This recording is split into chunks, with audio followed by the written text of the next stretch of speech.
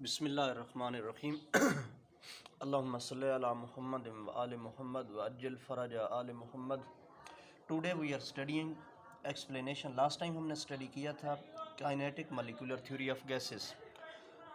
Today we are studying explanation of Boyle's law from kinetic molecular theory of gases. According to KMT of gases, average kinetic energy is directly proportional to absolute temperature. We have already studied last postulate of KMT is average kinetic energy of gas molecules is directly proportional to absolute temperature.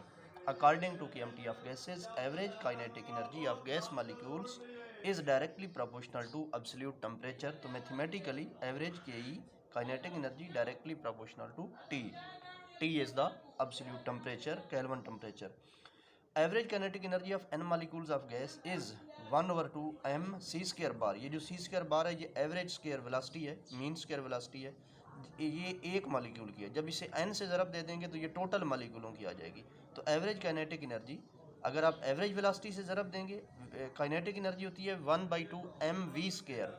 चूँकि velocity of gas molecules को सी square से हम show करते हैं, सी से show करते हैं, तो इसलिए ये C square bar average velocity से हम मल्टीप्लाई कर रहे हैं। तो ये है average kinetic energy N molecules, N से हमने मल्टीप्लाई कर दिया है। तो of N molecules of gas, N का मतलब है total molecules of gas, is 1/2 M C square bar multiplied by N.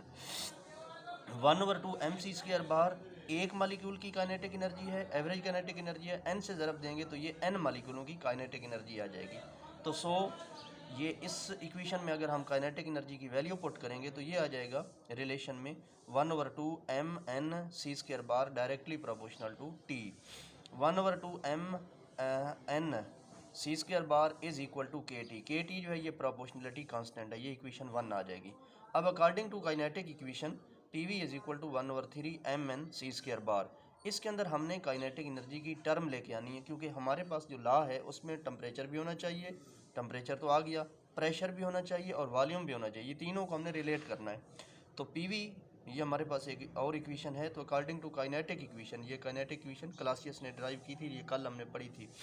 तो P V is equal to 1/3 M N C square bar. इसको 2 से मल्टीप्लाई भी कर दें, इसकी राइट हैंड साइड से 2 पे डिवाइड भी कर दें, तो इसमें खुद ही 1/2 टर्म इंट्रोड्यूस हो जाएगी, क्योंकि हम चाहते हैं कि इसमें 1/2 एम एन सी स्केयर बार की टर्म प्रोड्यूस हो, फिर हम इसमें टेम्परेचर के साथ उसे रिलेट कर देंगे। तो ये आपके पास आ जाएगा, ये 2 1 से मल्टीप्लाई होकर 2/3 आ गया। ब्रैकेट के अंदर बाकी जो टर्म बच जाती है वो लिख दे, ये आ जाएगा 1/2 M N C square bar. ये 2 इधर आ जाएगा तो इधर 1/2 बच जाएगा। तो ये आ जाएगा P V is equal to 2/3 paren, ये ब्रैकेट स्मॉल ब्रैकेट लगा देंगे तो मल्टीप्लाइड बाय 1/2 एम आ गया, एन आ गया, सी स्केयर बार आ जाएगा। ये 1/2 यहाँ से जो बचेगा वो हमने शुरू में लिख दिया है। अब आ जाएगा since 1/2 M N C square bar किसके इक्वल है, ये इक्वेशन 1 बता रही है के टी के इक्वल है। तो P V is equal to 2/3 k T आ जाएगा। When temperature is constant, 2 constant है, 3 कांस्टेंट है, के कांस्टेंट है। अगर टेम्परेचर भी कांस्टेंट हो जाए तो ये सारी टर्म कांस्टेंट हो जाएगी। तो ये एक नया कांस्टेंट 2/3 के टी जो है ये के प्राइम के इक्वल आ जाएगा। तो P V is equal to K prime, it is the Boyle's law, ये बॉयल्स लॉ है। इसके बाद है explanation of Charles law from K M T of gases. हम चार्ल्स लॉ को कैसे एक्सप्लेन कर सकते हैं, बिल्कुल अगर आपने ये स्टडी कर लिया तो ये इसके सिमिलर है।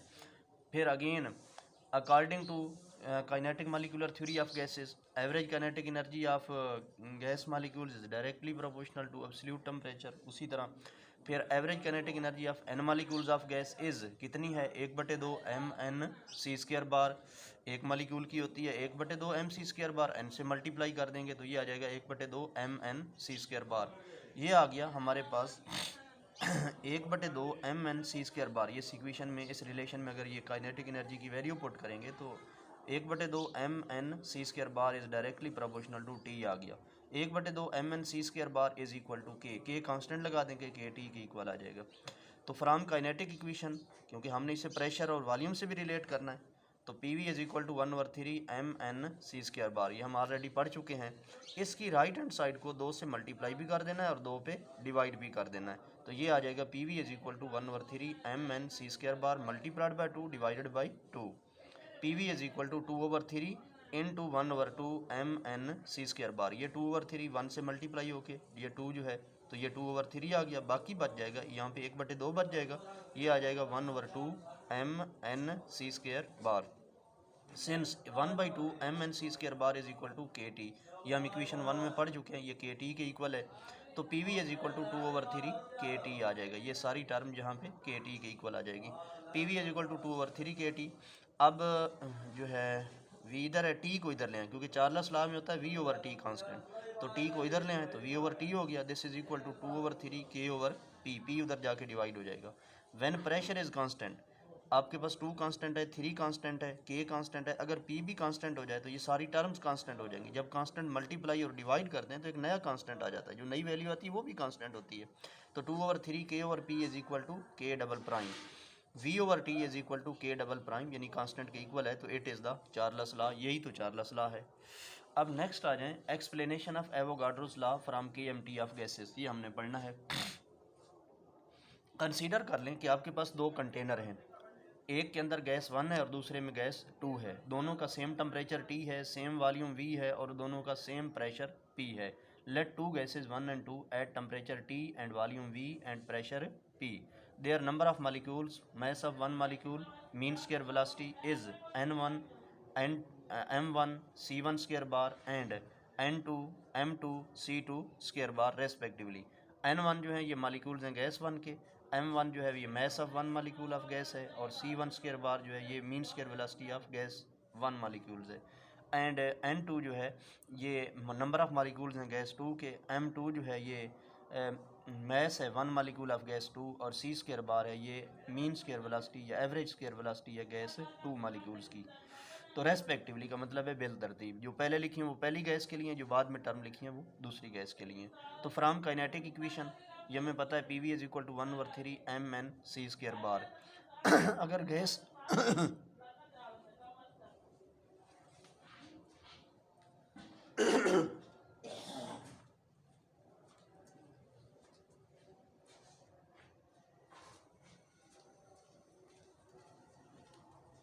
अगर गैस 1 को इसे अप्लाई करें, P V is equal to from kinetic equation P V is equal to 1/3 mnc² bar, तो गैस 1 के लिए ये बन जाएगी P V is equal to 1/3, P तो उसका कांस्टेंट है पी है, वी जो है वो भी कांस्टेंट है उसका, वी है वॉल्यूम जो है हमने शुरू में सपोज कर लिया है, तो P V is equal to 1/3 constant है, m1 गैस 1 का मैस m1 है, m1 n1 number of molecule 1 है, n1 है, c1 उसकी velocity mean square velocity c1 square bar है, तो c1 स्क्वायर बार, ये आ जाएगा P V is equal to 1/3 m1 n1 c1 square bar.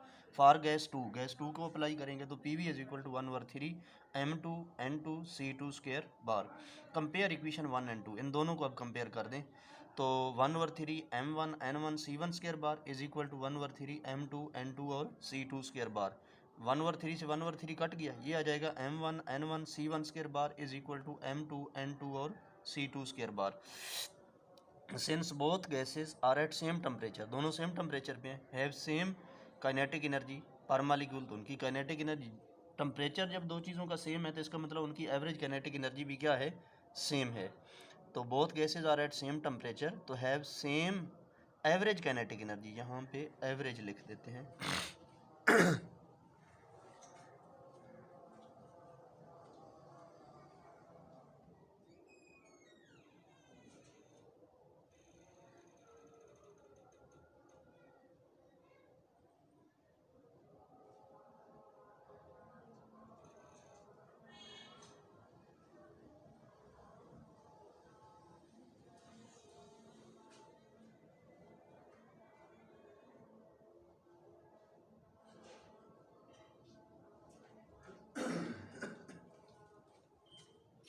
Have same average, AVERAGE average, तो are same temperature तो have same average kinetic energy.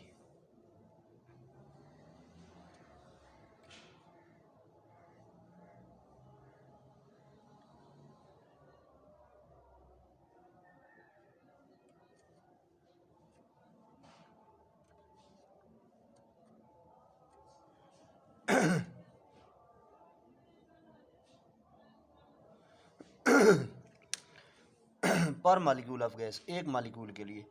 तो kinetic energy of gas 1 is equal to average kinetic energy of gas 2 molecules. तो ये आ जाएगा एक molecule की जो पर मालिक्यूल है वो आएगी n से, अब मल्टीप्लाई नहीं करेंगे, ये आ जाएगा 1/2 m1c1 square bar, 1/2 m1 c1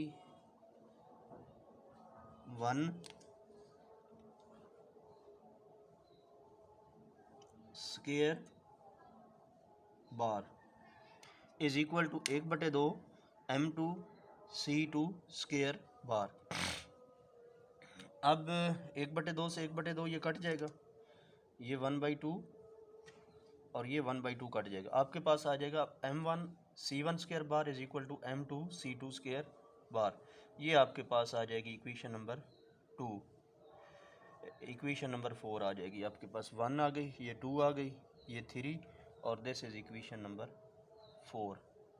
अब डिवाइड इक्वेशन 3 बाई 4, 3 को ऊपर रखें ये वाली इक्वेशन, इसको 4 पे डिवाइड कर दें तो ये आ जाएगा m1 n1 c1 square bar over m1 c1 square bar is equal to m2 n2 c2 square bar.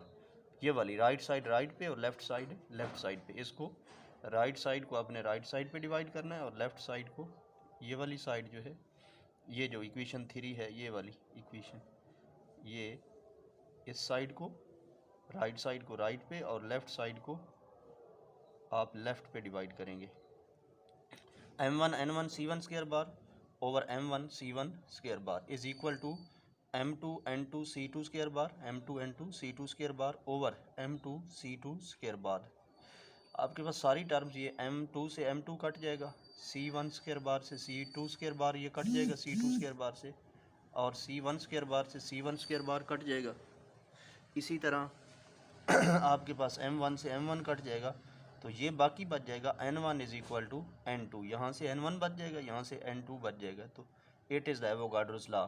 Avogadro law क्या है कि when equal volume of all the ideal gases at same temperature and pressure have equal number of molecules, जब उनके molecules बराबर हैं, volume उनका बराबर है, प्रेशर बराबर है, टेम्परेचर बराबर है, तो इसका मतलब उनका वो नंबर ऑफ मालिक्यूल्स भी बराबर हैं। तो it is the Avogadro's law. Thank you. यहाँ हम शुरू में लिख चुके हैं कि let two gases at same temperature, उनका टेम्परेचर सेम है, एट सेम यानी कांस्टेंट है, उनका टेम्परेचर सेम है at same temperature T and volume V and pressure P। तो इस वजह से उनके मालिक्यूल्स भी इक्वल हैं, तो it is the Avogadro's law. Thank you. अल्लाह हाफिज़। अल्लाहुम्मा सल्ली अला मुहम्मद व आले मुहम्मद व अज्जिल फ़रज आले मुहम्मद।